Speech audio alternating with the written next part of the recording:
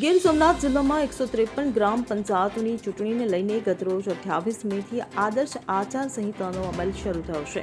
જિલ્લા ચૂંટણી તંત્ર દ્વારા આ અંગેની તમામ તૈયારીઓ પૂર્ણ કરી દેવામાં આવી છે. નોડલ અધિકારી અને નિવાસી અધિક કલેક્ટર રાજેશ આલે પ્રાંત કચેરી ખાતે પત્રકાર પરિષદ યોજી હતી. તેમણે ચૂંટણી અંગેની માહિતી આપી હતી. ચૂંટણી પંચની માર્ગદર્શિકા અનુસાર સભા સરઘસ, લાઉડસ્પીકર અને પોસ્ટર અંગેની નિર્ધારિત કાર્યરીતિનું પાલન કરવાનું રહેશે.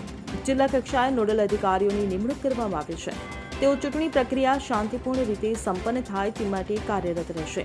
ચૂંટણી કાર્યક્રમ અનુસાર 22 જૂને મતદાન યોજાશે, 25 જૂને મતગણતરી હાથ ધરાશે, 27 જૂને સંપૂર્ણ ચૂંટણી પ્રક્રિયા પૂર્ણ થશે. Bureau report CN24 news. હવે જુઓ દેશ દુનિયાની તમામ ખબરો તમારી આંગળીના ટેરવે. ઉઠાવો મોબાઈલ અને Google Play Store પરથી ડાઉનલોડ કરો અમારી CN24 ન્યૂઝ મોબાઈલ એપ.